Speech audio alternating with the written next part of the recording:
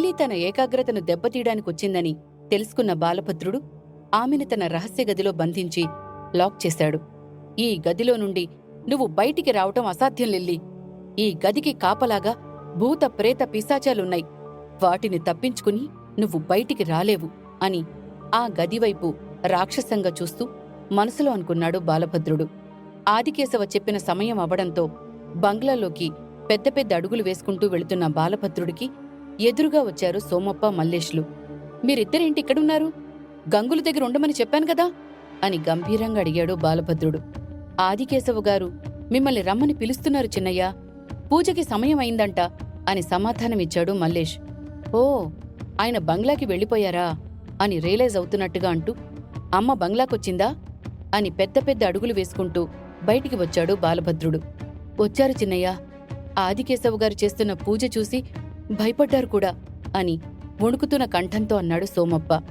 అతడి కళ్లలో కూడా భయం కనిపిస్తోంది. ఆదికేశవలో ఇంత రాక్షసత్వం ఉంటుందని సోమప్ప ఇప్పటివరకు ఊహించలేదు. మీరిద్దరూ జీపెక్కండి, మీతో చాలా పనుంది అని వాళ్ళిద్దర్నీ శివంగిని మొదట వశీకరణం చేసి బంధించిన రాజుగారి బంగ్లా దగ్గరికి తీసుకువెళ్తున్నాడు బాలభద్రుడు. చిన్నయ్యా, నేను కూడా మీతో పాటు రావాలా అని అడుగుతున్నతడి కళ్లల్లో భయం కనిపిస్తోంది. ఏమైంది సోమప్ప, ఎందుకు భయపడుతున్నావు అని యాక్సిలరేటర్ని రైస్ చేస్తూ అనుమానంగా అడిగాడు బాలభద్రుడు. నాక్కూడా అదే అర్థం కావడం లేదు చిన్నయ్యా, బంగ్లాకొచ్చిన దగ్గర్నుండి భయపడుతూనే ఉన్నాడు అని హేళన చేస్తున్నట్టుగా నవ్వాడు మల్లేష్. నీకు నవ్వులాటగానే ఉంటుంది మల్లేష్. 25 ఏళ్ల క్రితం పెద్దయ్యతో కలిసి శివంగిని వశీకరణ చేస్తున్నప్పుడు ఎంత విధ్వంసం జరిగిందో నీకు తెలీదు మల్లేష్. వయసైపోయిన నాకు మళ్ళీ అదంతా తట్టుకునే శక్తి లేదు. చిన్నయ్యా, ఈ ఒక్కసారికి నన్ను వదిలేయండి అని అభ్యర్థనగా అడిగాడు సోమప్ప. వయసు పెరిగే కొద్దీ నీలో ధైర్యం చచ్చిపోయింది సోమప్ప. నీలాంటివాడు నా దగ్గర పనిచేయడానికి అర్హుడు కాదు అని వస్తున్న కోపాన్ని అదుపు చేసుకుంటున్నాడు బాలభద్రుడు. సడన్ గా అతడికి చంద్ర గుర్తుకొచ్చాడు.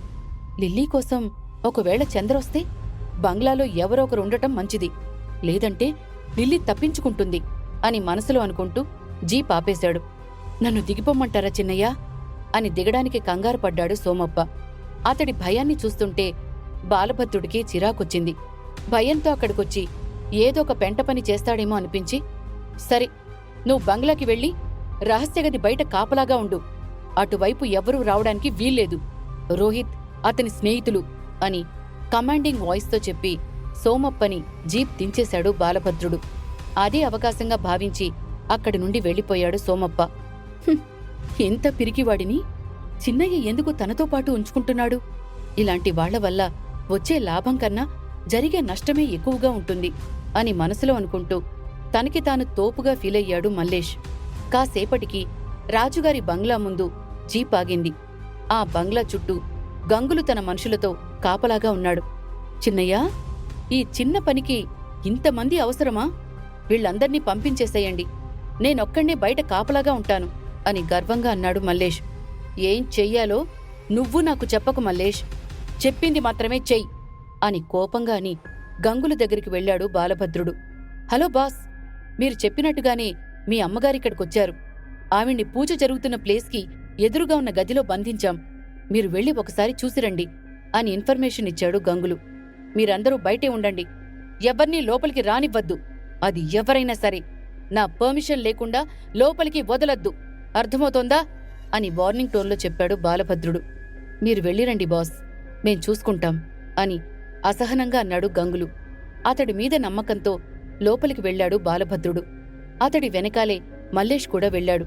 బాలభద్రుడి అడుగుల శబ్దం గుర్తుపట్టిన సావిత్రి అతడి వైపు కోపంగా చూస్తూ, నువ్వు ఇంతకన్నా దిగజారువు అనుకున్న ప్రతిసారి నువ్వు నన్ను తప్పు అని నిరూపిస్తున్నావు భద్రా. దీని పర్యవసానం ఎంత తీవ్రంగా ఉంటుందో నువ్వు గ్రహించలేకపోతున్నావు అని తన కట్లు విడిపించుకోటానికి ప్రయత్నిస్తూ అంది. లిల్లీని బాలభద్రుడు కట్టేసినట్టే సావిత్రిని కూడా కట్టేశాడు గంగులు.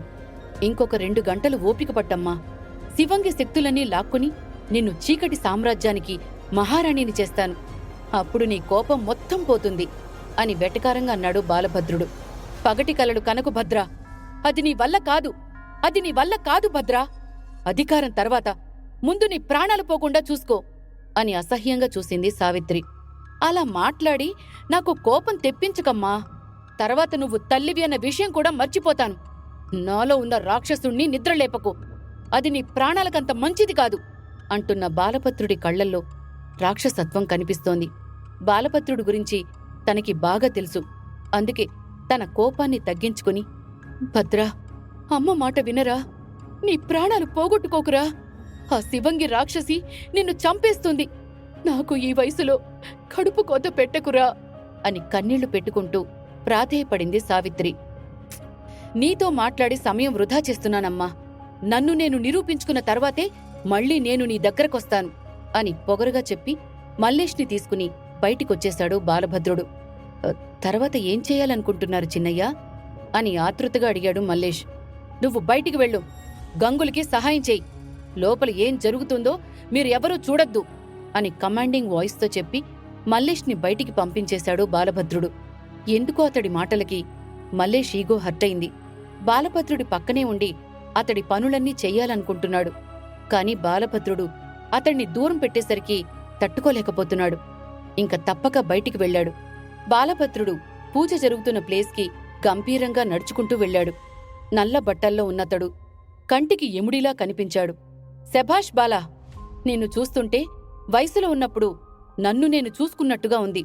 త్వరగా వచ్చి ఇలా కూర్చో, నీకోసం ప్రేతాత్మలు ఎదురుచూస్తున్నాయి అంటూ తనకి ఎదురుగా కూర్చోపెట్టాడు ఆదికేశవ.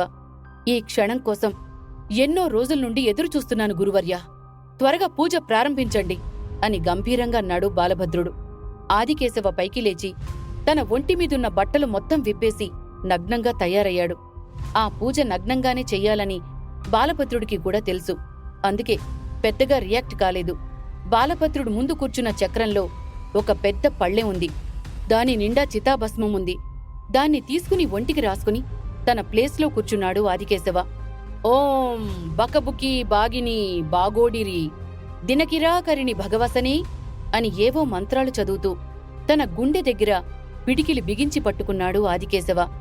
అతడి మంత్రాలు పూర్తయ్యే సమయానికి అతడి శరీరంలో నుండి 11 నల్లపూసలు అతడి పిడికిల్లోకొచ్చి చేరాయి.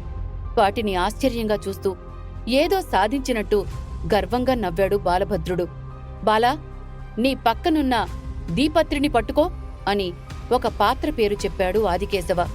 ఆ పాత్రలో అప్పుడే ఎవరి పీకో కోసి వేడి రక్తం పట్టినట్టుగా ఉంది. ఆ రక్తంలో నుండి వేడి సెగలు బయటికి రావడం బాలభద్రుడికి కూడా కనిపించింది. నీ రక్తం బొట్టు కావాలి, త్వరగా కానివ్వు అని ఏదో గుర్తు చేస్తున్నట్టుగా అన్నాడు ఆదికేశవ. బాలభద్రుడు ఒక్క క్షణం ఆలోచించకుండా తన అరచేతిని కోసుకుని రక్తం బొట్లు ఆ దీపత్రిలో పడేలా చేశాడు. అతడి రక్తం బొట్టు ఆ దీపత్రిలో పడగాని ఎర్రగా ఉన్న రక్తం నీలంగా మారిపోయింది. ఆ దీపత్రిని ఈ చక్రం మధ్యలో పెట్టు అని ఒక ట్రాన్స్లో ఉన్నట్టుగా అన్నాడు ఆదికేశవ. అతడు చెప్పింది తూచా తప్పకుండా చేసుకుంటూ వెళ్ళిపోతున్నాడు బాలభద్రుడు.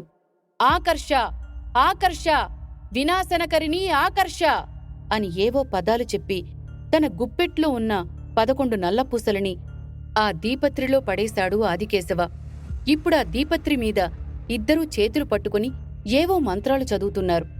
మంత్రాలు చదువుతున్న కొద్దీ ఆ పాత్ర వణికిపోతున్నట్టు కదిలిపోయింది. అంతేకాకుండా ఏవో అరుపులు కూడా వినిపిస్తున్నాయి.